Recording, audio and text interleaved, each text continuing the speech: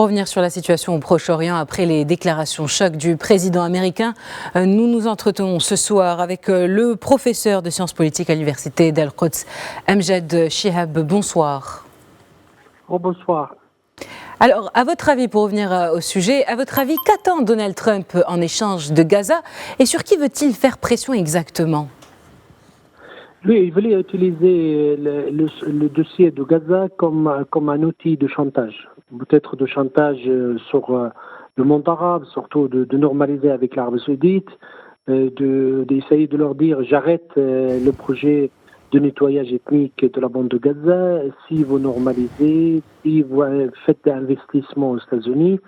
Et il y a surtout qu'au Gaza, peut-être, bon, lui, c'est un projet immobilier. Il voulait tirer de profit. Ou peut-être il voulait échanger avec la bande de Gaza. On ne sait pas exactement ce qu'il cherche, mais ces déclarations, c'est un moyen de pression, un moyen de chantage. Chantage contre les Palestiniens, faire plaisir aux Israéliens et contre le monde arabe. Donc à travers ces chantages, est-ce qu'on peut dire que la souveraineté des États est remise en question ? Tout à fait. La souveraineté des États est fragile depuis l'échange commercial, depuis l'ère de mondialisation, depuis que ces États sont attachés à des intérêts économiques et contre ces intérêts, ils doivent faire des concessions qui touchent profondément leur souveraineté. Et c'est à partir de là, le président américain il cherche comme il pense que les États-Unis c'est le premier puissance mondiale. Il a le monopole économique et militaire et politique. Il essaye de préserver cet empire. Il se comporte comme un empereur. Qui est comme un cow-boy, essaye de dire les États-Unis au premier plan et les restes on s'en fiche complètement et cherche les intérêts des États-Unis sur le dos de beaucoup des États.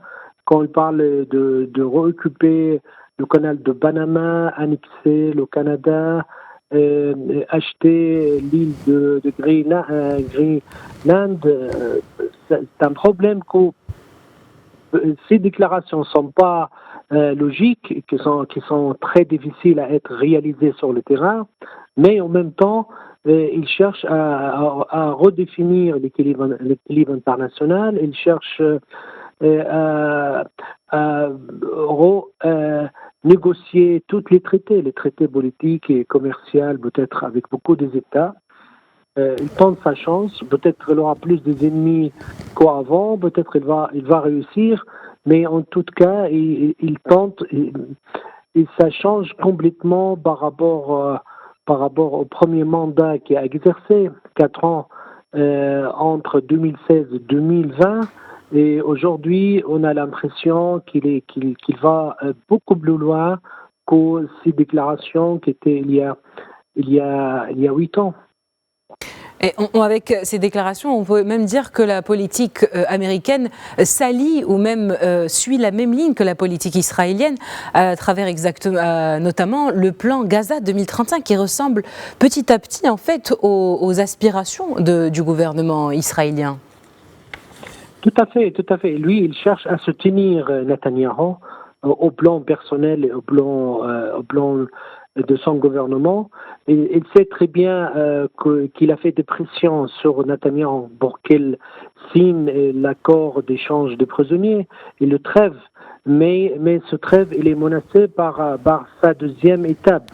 Et il a promis à beaucoup de monde de libérer tous les détenus israéliens entre les mains des Palestiniens, surtout du mouvement de Hamas et le mouvement du djihad islamique. Mais en même temps, il cherche à rendre service à Netanyahou. On a vu les talibs plus loin que Netanyahou il pense. Mais je pense qu'il tient beaucoup à donner des illusions peut-être à des alliés du gouvernement de Netanyahou, surtout le parti du sionisme religieux, qui menace de quitter ce gouvernement et pour garder les coalisants du gouvernement de Netanyahou.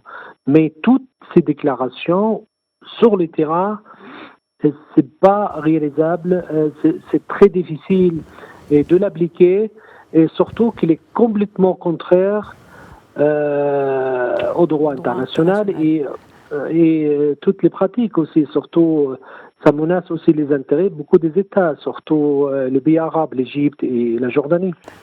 Et les deux pays qui demandent qu'il accepte les réfugiés palestiniens qui vont quitter par la force peut-être la bande de Gaza. Et ce qu'on va voir dans les mois à venir, comment s'il cherche à appliquer ça, ou s'il va reculer en arrière, c'est ce qu'on va voir. S'il est très sérieux ou juste c'est des propagandes, c'est des déclarations, c'est de chantage, c'est des pressions, ce qu'on va voir. Eh bien, merci. Professeur Amjad Chia, pour toutes ces réponses. Je rappelle que vous êtes professeur de sciences politiques à l'université d'Al-Quds.